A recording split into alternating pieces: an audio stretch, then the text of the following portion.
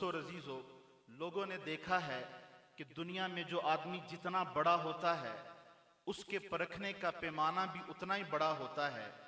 جو آدمی اپنی ذات کے اعتبار سے، اپنے منصب کے اعتبار سے جتنا بڑا ہوتا ہے، وہ کسی کو اپنے قریب کرے، کسی کو اپنی محبت دے، کسی کو نوازے، اس کا پیمانہ اتنا بڑا ہوتا ہے۔ مثال کے طور پر اگر کوئی وزیر اعظم صاحب ہیں، انہوں نے کسی کو اپنا مشیر بنانا ہے تو وزیر کسی ریڑھی والے کو اپنا مشیر نہیں بناتا، کسی دکاندار کو اپنا مشیر نہیں بناتا، کسی مزدور کو اپنا مشیر نہیں بناتا، چونکہ وزیر کے ذہن میں یہ بات ہے کہ میرا منصب بڑا ہے، میرا عہدہ بڑا ہے، میرا مقام بڑا ہے، میں ایک بڑی جگہ پر بیٹھا ہوں، اب میں کسی ریڑھی والے کو کیسے اپنی قربت دے دوں، کسی مزدور کو کیسے اپنی قربت دے دوں۔ اس کے لحاظ میں اپنا منصب ہوتا ہے، اپنا عہدہ اور مقام ہوتا ہے، وہ ہر کسی کو اپنی قربت نہیں دیتا، ہر کسی کو اپنے قریب نہیں کرتا، ہر کسی کو اپنی محبت نہیں دیتا۔ یہ سارا مجمع ہم سمجھتے ہیں کہ اس پوری کونین اور پوری کائنات میں جو سب سے بڑا ہے اس سے بڑا کوئی نہیں، جو سب سے پہلے ہے اس سے پہلے کوئی نہیں، جو سب سے آخر ہے اس سے آخر کوئی نہیں، جو سب سے بڑا ہے اسے اللہ کہتے ہیں۔ اللہم انت الاول، اللہ تو پہلا ہے، فلیس قبلک شیء، تجھ سے پہلے کچھ نہیں۔ اللہم انت الاخر، اللہ تو آخر ہے، فلیس بعدک شیء، تیرے بعد کچھ نہیں۔ اللہم انت ظاہر، اللہ تو ظاہر ہے، فلیس فوقک شیء، تیرے اوپر کچھ نہیں۔ اللہم انت باطن، اللہ تو باطن ہے، فلیس دونک شیء، تیرے علاوہ کچھ نہیں۔ ایسی ابتدا کہ جو ابتدا سے پاک، ایسی انتہا کہ جو انتہا سے پاک۔ اللہ تو کب سے ہے، من قبل، میں پہلے سے ہوں، ایسا پہل کہ پہل کوئی نہیں۔ اللہ تو کب تک ہے، من بعد، میں بعد تک ہوں، ایسا بعد کہ جس کے بعد کوئی نہیں۔ یہ میں بیٹھا ہوں، اس کے میرے قریب دوست بیٹھے ہیں، یہ میرے دو بھائی بیٹھے ہیں، ان کے درمیان میں جگہ ہوگی تو کوئی اندر آ کے بیٹھ سکے گا، درمیان میں جگہ نہیں ہے، کوئی تیسرا بیٹھ نہیں سکتا۔ انسان کے اندر اس کا دل ہوتا ہے، دل کے دھڑکنے کا نام زندگی ہوتا ہے، دل کو باہر نہیں نکالا جا سکتا۔ جب تک دل ہے وہ دھڑکتا ہے، لیکن جب دل سما جاتا ہے، خاموش ہو جاتا ہے، زندگیاں جواب دے دیتی ہیں، دل انسان سے باہر نہیں ہوتا۔ اللہ نے قرآن میں ایک عجیب جملہ فرمایا، ثم اعلموا ان اللہ یحول بین المرء وقلبہ۔ مر عربی میں مرد کو کہتے ہیں، قلب دل کو کہتے ہیں۔ یہ دل اندر ہی تو ہے، اس کے درمیان خلا تو کوئی نہیں ہے۔ اللہ فرماتے ان اللہ یحول، میں حائل ہو جاتا ہوں، بین المرء وقلبہ، بندے اور اس کے دل کے اندر میں حائل ہو جاتا ہوں۔ علماء نے لکھا ہے، آنے سے پہلے بھی جانتا ہے، خیالات آنے کے بعد بھی جانتا ہے۔ ایسی ذات ہے، خیالات اس تک پہنچ نہ سکے، ہزاروں سجدے روتے رہے، کروڑوں جبینیں تڑپتی رہیں، گمان اس تک پہنچ نہ سکے۔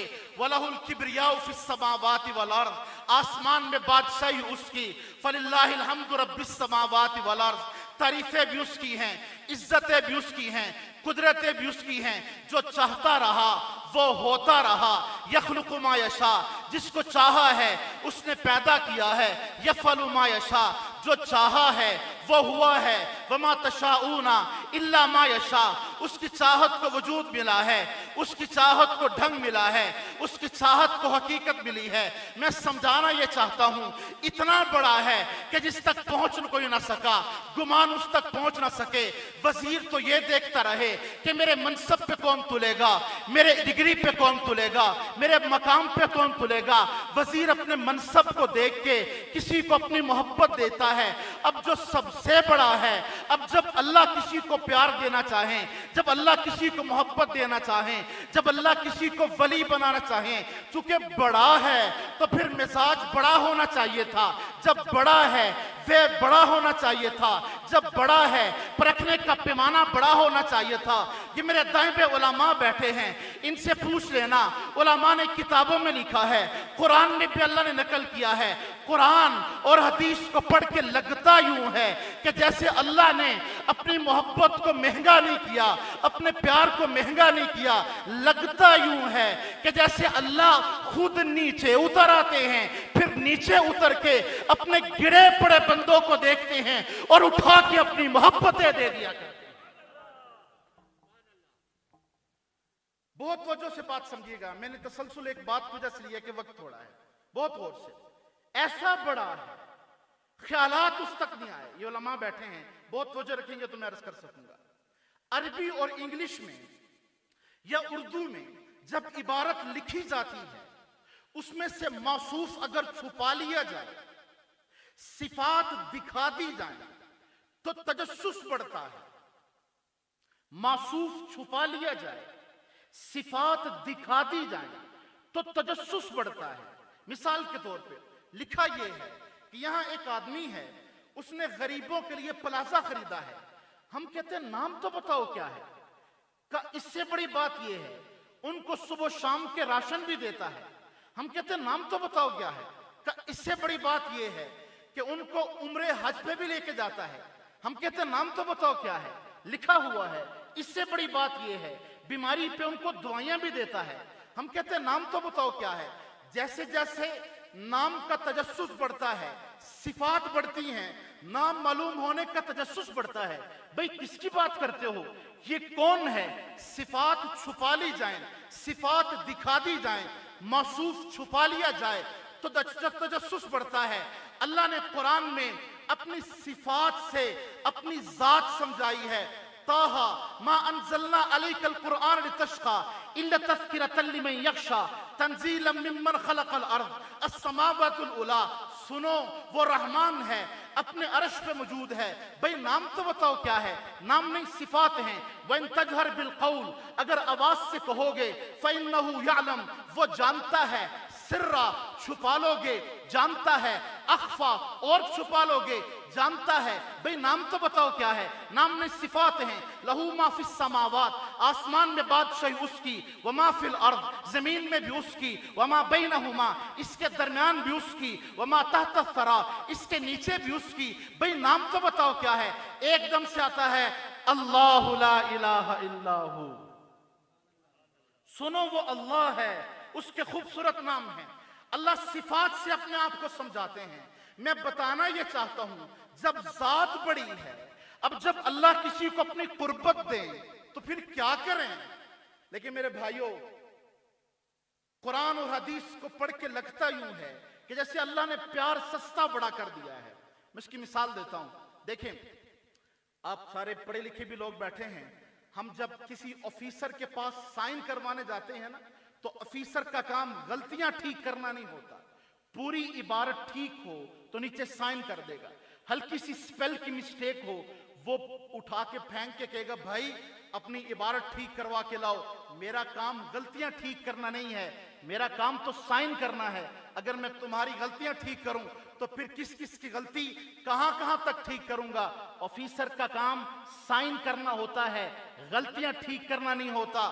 اگر اللہ اپنے مزاج کو اس آفیسر جیسا ہی لے آتے کہ میرے سامنے آئے ہو تو 100% میرے بن کے آنا، پوری نماز کا دھیان لے کے آنا، ہلکا سا بھی ادھر ادھر گیا میں واپس کر دوں گا، گویا میں غلطیاں تو ٹھیک نہیں کروں گا، میں پوری پاس ہوگی تو میں اس کو اپنی قربت کا ذریعہ بنا دوں گا، دھیان ادھر ادھر گیا میں واپس کر دوں گا۔ اتنا بھی اگر اللہ کرتے تو ہم ایک سجدہ بغیر دھیان کے کرنے کے لیے 100 سجدے بھی کرتے تو شاید بغیر دھیان کا ہم سجدہ نہ کر سکتے۔ لیکن علماء نے لکھا ہے ایک آدمی نماز پڑھ رہا ہے، اسے پتہ ہی نہیں ہے دو ہوئی ہیں یا تین ہوئی ہیں. اب جب پتہ ہی نہیں ہے کہ دو ہیں یا تین ہیں, اب تو یہ ہونا چاہیے تھا کہ جب میرے کہنے پہ آئے ہو, میرے بلانے پہ آئے ہو, میرے سامنے کھڑے ہو, تم دکانوں میں تو میرے نہ ہو سکے, تم کاروباروں میں تو میرے نہ ہو سکے, تم تجارتوں میں میرے نہ ہو سکے, میرے کہنے پہ آئے ہو, میرے سامنے کھڑے ہو, میرے سامنے ہو کے تو میرے ہو جاتے. اتنا تو ہونا چاہیے تھا. ہلکا سا دھیان جاتا, اللہ کہتے جاؤ دوبارہ نماز پڑھو. لیکن علماء لکھا ہے اللہ نے اپنے پیار کو سستا کر دیا ہے, اپنی محبت کو سستا کر دیا ہے کہ نماز توڑے نہیں. اگر اس کو غلطی لگی ہے دو ہوئی ہیں یا تین ہوئی ہیں تو یہ تھوڑے کی طرف آ جائے, ہلکے کی طرف آ جائے, اپنے ذہن سے پوچھے دو ہیں یا تین ہیں. حقیقت نے کہا تین ہیں, اس کے ذہن نے کہا دو ہیں. کہ چھوڑ دو حقیقت کو, اپنے ذہن پہ آ جاؤ. اب اپنے ذہن پہ پڑھے گا تو 4 پڑھ لے گا, حقیقت پہ آئے گا تو 5 پڑھ لے گا. کہ اب سجدہ صاحب کر لو, فلا کفران لسعیہ, ایسی نماز بھی قبول کر لیا کرتا ہوں. میں گرنے نہیں دیتا, میں عمل ضائع نہیں کرتا. میں آپ سے ایک سوال کرتا ہوں, قبلے کی طرف رخ کر کے نماز پڑھنا کیا ہے؟ سارے بولو بھائی, بولے بھائی. دیکھیں فرائض شرائط میں شامل ہوتی ہیں. ایک فرض رہ جائے تو نماز نہیں ہوتی, فرض میں تاخیر ہو جائے تو سجدہ صاحب ہوتا ہے, واجب رہ جائے تو سجدہ صاحب ہوتا ہے. علماء نے ایک عجیب کتابوں میں مسئلہ لکھا ہے اللہ کی محبت اور پرقربت میں. میں نے ایک دن ایک جگہ پہ نماز پڑھی تو میں جب پوری نماز پڑھ اٹھا تو مجھے پیچھے سے بندہ آیا, اس نے کہا حضرت جہاں قبلہ آپ نے نماز پڑھی ہے ادھر تو قبلہ ہی نہیں ہے. ہماری جماعتیں اگر صحراؤں میں چلتی ہیں, جزیروں میں چلتی ہیں, میپ جواب دے دیتا ہے. آپ یہاں پہاڑی علاقے میں بیٹھیں, کبھی میپ خاموش ہے, نیا بندہ جو آپ کے ہاں ٹریولنگ کرتے ہیں, پتہ ہی نہیں چلا ادھر نماز پڑھوں یا ادھر پڑھوں. کتابوں میں علماء لکھا ہے ایک آدمی نے کہا ممکن ہے قبلہ اس طرف ہو, اس نے اس طرف کر کے نماز شروع کی. تو کتابوں میں لکھا ہے 2 رکعتیں بھی پڑھی تھیں تو کسی کرائم سے پتا چلا کہ جہاں رخ کر کے نماز پڑھ رہے ہو یہاں تو قبلہ ہی نہیں ہے. اب میں آپ سے پوچھنا چاہتا ہوں, جب فرض ٹوٹ گیا ہے, جب شرط ٹوٹ گئی ہے, اب تو یہ ہونا چاہیے تھا نا کہ دوبارہ نماز پڑھو. لیکن علماء لکھا ہے اللہ کسی کے عمل کو ضائع نہیں کرتے, فلا کفران لسعیہ, کس کی محنت کو گرنے نہیں دیتے. کہ نماز توڑے نہیں, جہاں سے پتا چلا ہے کہ قبلہ اس طرف ہے وہیں سے اپنے رخ کو بدلے, اصلی قبلے کی طرف آ جائے. 2 ادھر کی ادھر سے ہی, پھر 2 ادھر کی پڑھ لے. کہ فلا کفران لسعیہ, میں محنت ضائع نہیں کرتا, ادھر کی بھی قبول کر لوں گا ادھر کی بھی قبول کر لوں گا. گرنے نہیں دیتا, عمل ضائع نہیں کرتا. علماء لکھا ایک آدمی اپنی اوقات کے مطابق کرتا ہے. میں جب عمرے پہ تھا تو میرے دل کی چاہت تھی کہ میں مسجد عائشہ کے علاوہ جا کے نماز پڑھوں, وہاں جا کے میں احرام باندھوں. تو میرے استاد تھے, مجھے کہنے لگے بیٹا عمر آپ عمل کر کر کے تھک جاؤ گے, اللہ اجر دیتے نہیں تھکیں گے. علماء لکھا آدمی اپنی اوقات کے مطابق عمل کرتا ہے, لیکن جب اللہ اس کو جزا دیتے ہیں تو اپنی اس کی اوقات کے مطابق نہیں دیتے, بلکہ اللہ اپنی شان کے مطابق اس کو جزا دیتے ہیں. کتابوں میں لکھا فرعون کے دربار میں جب سیدہ آسیہ نے کلمہ پڑھا تھا موسیٰ علیہ السلام کا, تو فرعون نے کہا تھا آسیہ تیری انگلی کے اشارے کے لوگ منتظر ہیں, تو ہاں کر دے یہ نہ کریں. میں نے اتنی عورتوں میں سے تجھے چنا تھا اور تجھے چن کے اپنی ملکہ بنایا تھا. آسیہ تو کچھ تو خیال کرتی, تو نے بھی کلمہ پڑھا ہے. اب حل ایک ہی ہے, یا موسیٰ علیہ السلام کا کلمہ چھوڑ دے یا وہ سزا دوں گا, یہ لوگ یاد رکھیں گے. علماء لکھا ہے یہ اتنا بدبخت تھا کہ الٹا لٹکا کر دیوار کے ساتھ میخے گاڑا کرتا تھا, پھر انسان کی روح نکل جاتی تھی. اس نے کہا آسیہ میں نے 1000 عورتوں میں سے تجھے چن کے ملکہ بنایا ہے, تو کچھ تو خیال کرتی, تو نے بھی کلمہ پڑھ لیا ہے. اب حل ایک ہے, یا موسیٰ کا کلمہ چھوڑ دے یا بڑی سزا کے لیے تیار ہو جا. اس نے کہا تیرا دل چاہے تو مرضی کر لے, اس سینے سے کلمہ نہیں نکلتا. اس نے کہا اس کو الٹا لٹکا دو اور اس کے चेहरे के रुख को इसके महल की तरफ कर दो। सैयदा आसिया को उल्टा लटका दिया गया, उसके चेहरे के रुख को उसके महल की तरफ कर दिया गया। औरत की तबीयत में नजाकत होती है, औरत की तबीयत में खिफ़त होती है, औरत कमजोर वजूद की होती है। जब हजरत आसिया को उल्टा लटकाया गया और चेहरे के रुख को महल की तरफ किया गया, हजरत आसिया की जुबान से कुछ जुमले निकले हैं, उस जुमलों को कुरान ने नकल किया है।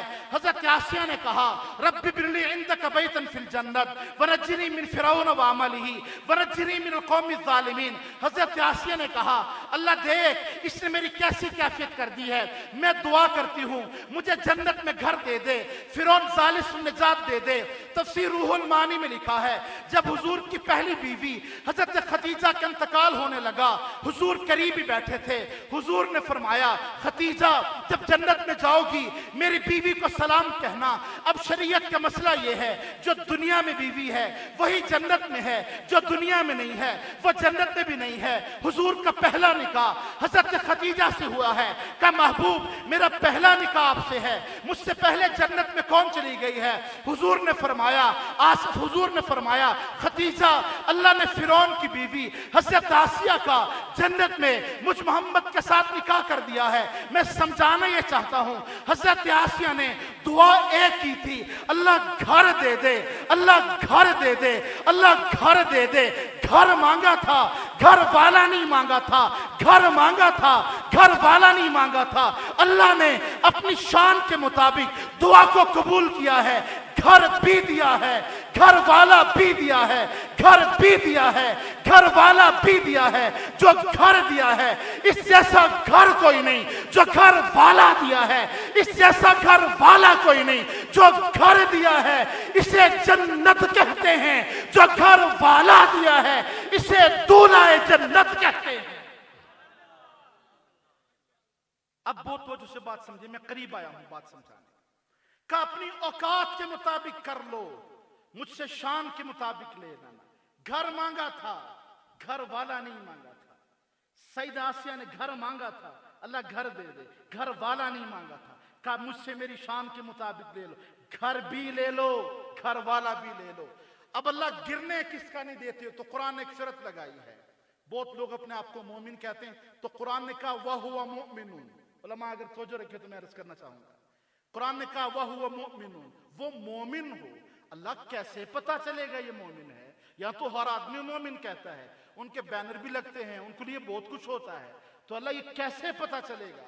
तो हमारे एक बुजुर्ग हैं, कुरान ने तो 8 सिफात बयान की हैं, लेकिन एक बुजुर्ग ने एक जुमले में बात समझा दी। वो कहने लगे, मोमिन देखना चाहते हो, मोमिन की पहचान चाहते हो, तो एक बड़ा खुला सा मसला है। मोमिन कहते हैं जहां जिस कैफियत में अल्लाह देखना चाहें वहां उस कैफियत में नजर आ जाए, और जहां जिस कैफियत में अल्लाह ना देखना चाहें वहां ना नजर आए, इसको मोमिन कहते हैं। अल्लाह जिस कैफियत में जहां देखना चाहे ये उस कैफियत में वहां नजर आए, जिस कैफियत में जहां ना देखना चाहे ये उस कैफियत में वहां ना नजर आए। यहां दाढ़ी भी ना हो फिर मोमिन भी कहे, मैं नहीं कहता, बात बनती नहीं है।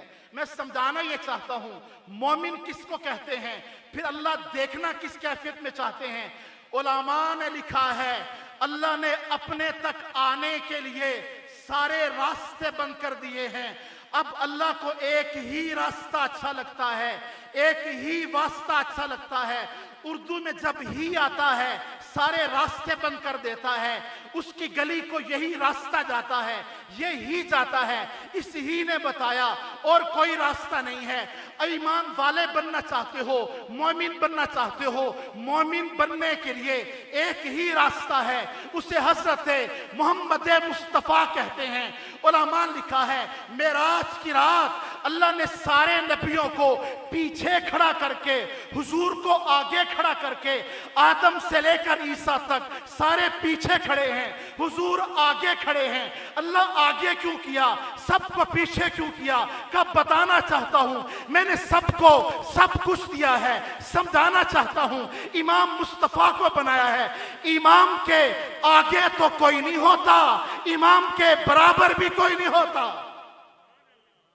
हाय काश इमाम के आगे तो कोई नहीं होता, امام کے برابر بھی کوئی نہیں ہوتا.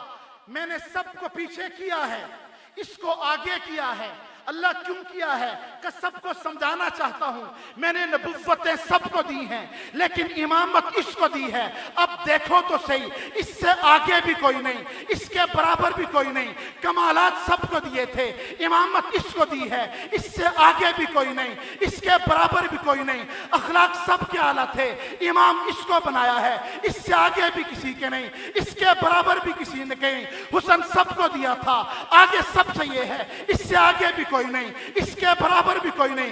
گھرانہ سب کا اچھا تھا, اس سے آگے بھی کوئی نہیں, اس کے برابر بھی کوئی نہیں. یارانہ سب کا اچھا تھا, اس سے آگے بھی کوئی نہیں, اس کے برابر بھی کوئی نہیں. اہل بیت سب کے اچھے تھے, امام اس کو بنایا ہے, اس سے آگے بھی کسی کے نہیں, اس کے برابر بھی کسی کے نہیں. اس کو زمین سے اٹھایا, آسمانوں کی بلندیوں تک لے گئے. اللہ اوپر کیوں لے کے گئے ہو؟ مکہ کے موچی نے جو جوتا سیا تھا, نبوت کے قدموں میں لگا تھا, یہ بھی اوپر چلا گیا. اللہ اس کو کیوں نہیں اتارا؟ کہ سمجھانا چاہتا ہوں میں نے آگے بھی اس کو کھڑا کیا ہے, اوپر بھی اس کو لے کے گیا ہوں. اور مکہ کے موچی نے جو جوتا سیا تھا, نبوت کے قدموں میں لگا تھا, اس کو نہیں اتارا. اللہ کیوں نہیں اتارا؟ کہ سمجھانا چاہتا ہوں اگر میں جوتا اوپر لے جاتا ہوں تم ساتھ لگو گے, کتنا اوپر چلے جاؤ. اگر میں جوتا نہیں اتارتا, اس کو اوپر لے جاتا ہوں. میں بات بہت قریب لایا ہوں جو میں عرض کرنا چاہتا ہوں. ایک راستہ ہے, اسے محمد مصطفیٰ کہتے ہیں. آپ کے یہاں کشمیر کے بڑے بزرگ ہیں, مولانا سید یوسف صاحب, آپ جانتے ہوں گے. پوری دنیا کفر 2 عنوان پہ محنت کر رہی ہے. بہت نوجوانوں کا مجمع میں دیکھ رہا ہوں. میں ایک بات عرض کرنے لگا ہوں. مولانا سید یوسف صاحب اسلام آباد تشریف لے, میں اس مجمع میں بیٹھا ہوا تھا. کہنے لگے پوری دنیا 2 عنوان پہ محنت کر رہی ہے. پہلا عنوان, ان کے سینوں سے ان کے نبی کی قدر کھینچ ڈالو. مجھ سے پہلے مولانا خالد صاحب بات کر رہے تھے, مولانا ظاہر صاحب بات. پہلا عنوان, ان کے سینوں سے ان کے نبی کی قدر کھینچ ڈالو. اور دوسرا عنوان بہت وجہ سے, ان کے سینوں سے علماء کی قدر کھینچ ڈالو. ہسما لگے بیرون ملک میں, فورن کنٹری میں, ایک آدمی نے پگڑی پہنی ہے, ایک آدمی نے داڑھی رکھی ہے, ایک آدمی نے کھلا سا لباس پہنا ہے. ساتھ والے نے نہ پگڑی پہنی ہے, نہ داڑھی رکھی ہے, نہ کھلا سا لباس پہنا ہے. اب داڑھی پگڑی والے سے سامنے والا کہتا ہے آر یو مسلم, کیا تم مسلمان ہو؟ اب یہ داڑھی پگڑی والا کہتا ہے نو, آئی ایم ناٹ مسلم, میں مسلمان نہیں ہوں. تو اس نے داڑھی پگڑی والے کے چہرے کی طرف دیکھ کے کہا یور آؤٹ لک لائک مسلم, تیرا سارا ظاہر مسلمانوں جیسا ہے. میں آپ سے پوچھتا ہوں, داڑھی کون رکھتے ہیں, پگڑی کون پہنتے ہیں؟ اس نے کہا if you are not Muslim, what are you doing here in this condition? اس کیفیت میں یہاں کیا کرتے ہو؟ بڑی عجیب بات اس نے کہی.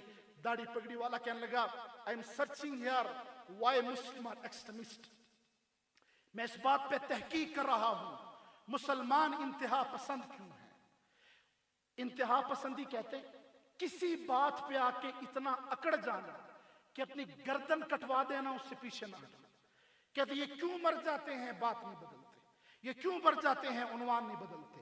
اس نے کہا why Muslim are extremist, I have spent 5 years. اس نے کہا پھر کسی نتیجے پہ پہنچے ہو میرے بھائیو. اس نے بڑی عجیب بات کہی. اس نے کہا I have reached in one point after spending 5 years, 5 سال کا عرصہ گزارنے کے بعد ایک نقطے پہ پہنچا ہوں.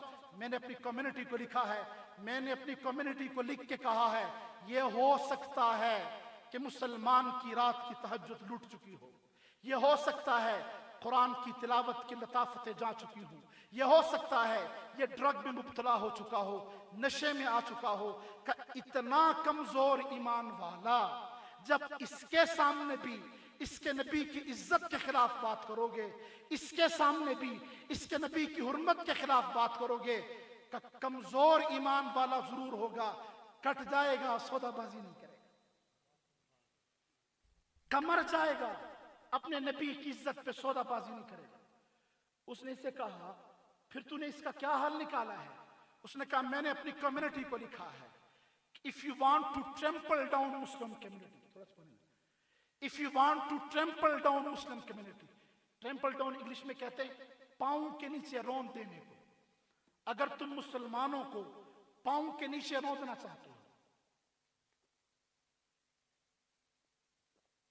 एक काम कर लो, का कौन सा?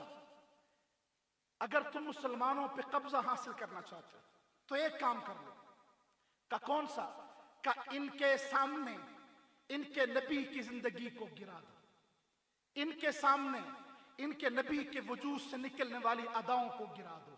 का इतना गिरा दो, इतना गिरा दो कि ये दाढ़ी रखना मयूब समझें, कटवाना मयूब ना समझें, ये पगड़ी पहनना मयूब समझें, उतारना मयूब ना समझें, ये खुला लिबास पहनना मयूब समझें, तंग पहनना मयूब ना समझें।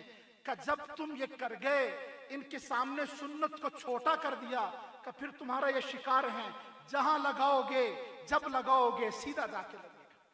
हमें गैरों से शिकवे नहीं है, हमें अपनों से बड़ा दुख है। मैंने एक जगह पर पढ़ा, सहाबा की सबसे बड़ी खासियत ये थी, वो मर जाते थे दुख नहीं देते थे। मैंने पिंडी में एक जनाजा पढ़ा, जब मैं जनाजा पढ़ के फारिग हुआ तो मैंने उनसे कहा कैसे फोत हुआ है। पिंडी में मैंने एक जनाजा पढ़ा, मुझे साथी कहने लगे ये ऑफिसर था और ऑफिस जाने से पहले ये शेव करता था। मुझे साथियों ने कहा आज शेव कर रहा था कि इसकी जान निकल गई। मैंने खुद उसका जनाजा पढ़ा। मेरे एक दोस्त से कहने लगा जिंदा चेहरा तो इतने बुरे नहीं लगते जिनकी दाढ़ियां नहीं होती, और जब वो मर जाते हैं उनके कफन देखा करो कितने बुरे लगते हैं। हमारे जंगवी साहब के भी साजा में से थे, मेरे भी वो साजा में से थे। बूढ़े होके अभी उनका इंतकाल हुआ, फैसलाबाद के बड़े जय्यद उलमा में से थे। हम जब पढ़ते थे उनके पास, मुझे कहने लगे बेटा जो एक बलिष्ठ दाढ़ी के बगैर मर गया, मेरी तरफ देखना, नीचे से एक बलिष्ठ दाढ़ी के बगैर मर गया, हुजूर क़यामत वाले दिन इसकी तरफ इल्तिफात भी नहीं करेंगे ये कौन आ गया है, यूं करके इस तरह करके भी नहीं देखेंगे ये कौन आ गया। किताबों में लिखा है सहाबा ने जाने दी हैं, हुजूर को दुख ना दिया। यहाँ कितना बड़ा मजमा है जो दुख देता है। बिशर एक सहाबी थे, जब खैबर फतह हुआ तो मरहब की बाबी ने हुजूर को जहर दिया। मरहब की बाबी ने तो जब दस्ती में जहर मिलाया तो लम्हा लिखा एक लुकमा हुजूर ने खाया तो लुकमे ने बोल के कहा अन्नहु मसमूम, महबूब इसमें जहर है। तो हुजूर ने उसको गिरा दिया।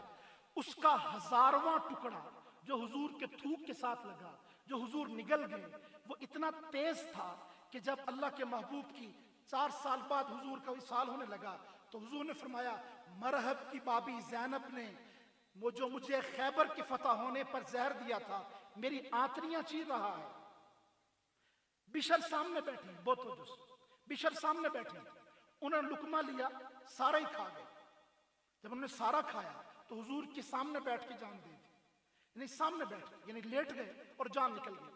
मुहद्दिसीन ने लिखा है जब बिशर की जान निकलने लगी तो हुजूर ने बिशर से पूछा तुझे पता नहीं था इसमें जहर है? हुजूर ने से पूछा तुझे पता नहीं था इसमें जहर है? उसने कहा महबूब पता था, ये मेरे दाएं बाएं उलमा बैठे से पूछ लें। लुकमा खाने की सलाहियत भी हो, लुकमा फेंकने की सलाहियत भी हो, खा लेने से जान चली जाए, फेंक देने से जान बच जाए, तो खा लेना तो खुदकुशी बनती है। आपको समझा रही ना यारी बात?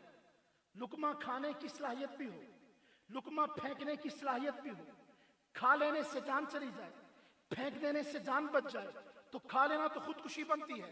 हुजूर ने बिशर से पूछा तुझे पता नहीं था इसमें जहर है? उसने कहा महबूब पता था। हुजूर ने फरमाया फिर तूने क्यों खाया? ओहो। उसने कहा महबूब जब मैं लुकमा खा चुका वो मेरे दांतों से मस हो चुका था, वो मेरे थूक के साथ मिक्स हो चुका था, वो डी शेप हो चुका था, वो डी वैल्यू हो चुका था, मेरे दांतों के साथ वो मस हो गया था, अपनी शक्ल बदल गया था। महबूब मेरे ईमान ने गवारा ना किया, मैं मैला सा लुकमा आपके सामने फेंकता, आपकी बेअदबी होती, आपको अजियत होती, मैंने मौत गवारा की है, बेअदबी गवारा नहीं की। यहां कितना बड़ा मजमा दुख देता है। मैं आपसे गुजारिश करता हूं इतने बड़े मजमे में कोई तो ऐसा नहीं बैठा जो कहता हुजूर का दिल दुखे मेरी वजह से। सारे खुश करना चाहते हैं, हाथ खड़ा करें भाई। अब जिन्होंने हाथ खड़े किए हैं ये चेहरा खड़ा होकर दिखाएं कि आज के बाद दाढ़ी रखेंगे, खड़े होकर चेहरा दिखाएं। मैं एक दुआ देता हूं इस तन्हाई के वक्त में, जो कहते हैं आज के बाद मर जाएंगे दाढ़ी नहीं मुंडवाएंगे, खड़े होकर जरा चेहरा दिखा दो। جن کی نہیں ہے کھڑے رہیں گے جب تک میں دعا نہیں دیتا. کھڑے رہیں گے. جن کی نہیں ہے وہ صرف کھڑے ہوں گے. کھڑے رہیں گے بھائی, کھڑے رہیں گے, کھڑے ہو جائیں بھائی, کھڑے رہیں, کھڑے رہیں. یہ جو ادھر سے کھڑے ہوں وہ بھی کھڑے ہو جائیں. ایک بہت اہم دعا دینے لگا ہوں. یہ جو مجمع کھڑا ہوا ہے, نہیں بس سب نہیں, اپنے دل پہ یہ جو مجمع کھڑا ہوا ہے, انہیں اپنے نبی کے ہاتھوں سے حوض کوثر نصیب فرما. اللہ ان کی برکت سے پورے مجمع کو معاف کر دے. ان کی برکت سے اللہ پورے مجمع پہ رحم فرما. ان کی دین بھی بنا, ان کی دنیا بھی بنا. تشریف رکھیں. علماء لکھا ہے رمضان کی سب سے بڑی نیکی توبہ ہے. رمضان کی سب سے بڑی نیکی توبہ ہے. رمضان کی سب سے بڑی نیکی روزے نہیں ہیں, عمرہ نہیں ہے, اعتکاف بھی نہیں ہے. سب سے بڑی نیکی توبہ ہے. اور توبہ میں سب سے بڑی چیز آپس کے جوڑ ہیں اور اپنے موبائل کو صاف کرنا ہے. میں نے ایک یونیورسٹی میں کہا کہ بندہ دیکھنا ہو نا کیسا ہے, کہ اس کا موبائل دیکھ لو. جو کچھ اس کے موبائل میں ہے وہ اس کے دل میں ہے, اور جو اس کے دل میں ہے وہ اس کی قبر میں ہے. جو اپنا موبائل کسی کو نہیں دکھا سکتا وہ دل بھی اللہ کو نہیں دکھا سکتا. جس کا موبائل گندا ہے اس کا دل بھی گندا ہے. جس کا موبائل گندا ہے اس کا دل بھی گندا ہے. جو کچھ اگر دیکھنا ہے تو اس کا موبائل دیکھو. پتہ نہیں کس نے آ کے بتا دیا کہ رمضان کثرت عبادت کا مہینہ ہے. رمضان کثرت عبادت کا مہینہ صرف نہیں ہے, رمضان اصل میں توبہ کا مہینہ. علماء لکھا ہے رمضان کی سب سے بڑی نیکی توبہ ہے, اور جس نے بہت عبادت کی اور توبہ نہ کی اس کا رمضان ہٹ نہیں ہوا. اور توبہ میں دو بہت بڑی چیزیں ہیں. سب سے پہلی چیز یہ ہے کہ اپنا اندر صاف کرنے کے لیے اپنا موبائل صاف کرے, اور اپنا موبائل صاف. اور دوسری چیز ہے کہ اپنے دلوں کے بغض کو ختم کرے. میں بالکل آخری بات کرنے لگا ہوں. کتابوں میں لکھا ہے ایک دل کی اللہ کے ہاں بڑی قدر ہے. میرے بولوں سے کوئی تڑپتا رہے اور میرے بھوکے رہنے سے اللہ قرب دے دے, یہ نہیں ہوا کرتا. ایک دل کے اللہ کے ہاں بڑا احترام ہے. حضور کی زندگی میں 9 رمضان آئے. کتنے آئے بھائی؟ حضور 8 میں اعتکاف بیٹھے, 1 میں نہیں بیٹھے. بالکل آخری جملے ہیں میرے, میں بات سمیٹ رہا ہوں. حضور 8 میں اعتکاف بیٹھے, 1 میں نہیں بیٹھے. 1 میں کیوں نہیں بیٹھے بس یہ سمجھانا چاہتا ہوں. بخاری شریف کی روایت ہے, جب حضور اعتکاف بیٹھنے لگے تو حضور نے سیدہ عائشہ سے کہا عائشہ میرا بستر تیار کر دو, میں نے اعتکاف بیٹھنا ہے. حضرت عائشہ نے کہا محبوب یہ میرا عروہ بھانجا ہے, یہ میرے ضد کرتا ہے کہ میں حضور کی خلوت کی زندگی جو اعتکاف کی ہے وہ امت کو بتاؤں. تو محبوب اجازت ہو تو میں نہ بیٹھ جاؤں ساتھ؟ حضور میں بیٹھ جاؤ. حدیث میں آتا ہے حضرت عائشہ نے خیمہ جب لگایا تو 8 امہات المومنین نے ساتھ لگا لیا. عائشہ نے اجازت لی تھی, سب امہات المومنین نے اجازت نہیں لی تھی. جب عائشہ نے خیمہ لگایا تو ساری عورتوں نے, حضور کی بیویوں نے خیمہ لگا لیا. جب ساری خیمہ لگا کے بیٹھ گئی, حضور عصر پڑھانے آئے تو حضور نے دیکھا کہ مسجد نبوی کا سارا صحن خیموں سے بھرا ہوا ہے. تو حضور نے فرمایا یہ تم نے کیا کیا؟ حضرت عائشہ نے کہا محبوب میں نے اجازت لی ہے اور یہ ساری بغیر اجازت کے بیٹھ گئی ہیں. تو حضور نے فرمایا اٹھو اٹھو اٹھو, چلو چلو چلو شاباش. حضور نے سب کے خیمے اٹھوائے اور گھر بھیج دیے. اب جب مغرب ہوئی حضور نے فرمایا یہاں وفود آنے ہوتے ہیں, میں نے ان میں بیان کرنا ہوتا ہے, یہاں اجتماعی باتیں ہوتی ہیں. چھوٹا سا مسجد نبوی کا صحن ہے, تم نے سب نے گھیر لیا تو پھر بعد میں بنے گا کیا؟ چلو چلو سارے چلو. تو سب کا بھی اٹھایا, عائشہ کو بھی اٹھا دیا. اب جب حضور مغرب میں بستر لینے گئے, کاش کے اس پہاڑ کے دامن میں بسنے والوں ان باتوں کے دل پہ جگہ دو. تو حضور نے فرمایا عائشہ میرا بستر کہاں ہے؟ حضرت عائشہ کا چہرہ دیکھا تو بجھا ہے, ایک تڑپنے کی کیفیت ہے, یوں سمجھے کہ آنکھوں میں آنسو ہیں اور بجھا سا دل اور ٹوٹی سی کیفیت. حضور نے عائشہ ہوا کیا؟ کہا محبوب میں نے تو اجازت لی تھی اور باقیوں نے تو نہیں لی تھی. آپ نے مجھے بھی اٹھا دیا اور ان کو بھی اٹھا دی. آپ ان کو تو اٹھا دیتے, محبوب مجھے تو نہ اٹھاتے, میں تو اجازت سے بیٹھے ہوں, وہ بغیر کے بیٹھے تھے. اب حضور سب کو اجازت نہیں دے سکتے تھے. اب عائشہ کو کہتے تو مسئلہ تھا. حضور نے عائشہ تیرا دل دکھا ہے؟ محبوب دل دکھا ہے. کہا عائشہ اچھا اگر تیرا دل دکھا ہے تو تیرے لیے محمد بھی اعتکاف نہیں بیٹھ سکتا. علماء نے تیرا دل دکھا ہے تو تیرے لیے میں بھی اعتکاف نہیں بیٹھ. یہ اعتکاف سیدہ عائشہ کے لیے حضور نے قربان کیا. یہاں ذلیل کر دیتے ہیں اور सारी सारी रात वो तड़पती रहती और मैं भूखा रह के उनको, पत्थरों से ज्यादा सख्त हैं हम, पत्थरों से ज्यादा। मुझे कल पिंडी में कुछ साथियों ने कहा हजरत 3 जगहों पे बयान करना है, और उनके बारे में मुझे साथियों ने कहा हजरत ये खानदान में इतना तोड़ रखते हैं, आप इनसे बात कर लो। हम इज्तिमा कराना अल्लाह की कसम आसान है, सब कुछ करना आसान है, लेकिन किसी रूठे हुए को जाके मनाना इस सबसे मुश्किल चीज है। मेरे भाइयों, जो ये चाहता है भूखा रहे उसे कुछ ना मिले, जो ये चाहता है वो प्यासा रहे उसे कुछ ना मिले, वो तो दिल कता तलकी कर ले, लेकिन जो इबादत की कबूलियत चाहता है, अल्लाह बुग़्ज़ वाले सीनों को अपनी मोहब्बतें नहीं दिया करते, अपनी कुर्बतें नहीं दिया करते। तो तौबा की पहली चीजों में आपस के जोड़ की बात है। आप मैं एक बात हजरत अमानत समझ के बता देता हूँ, है थोड़ी सी मुश्किल।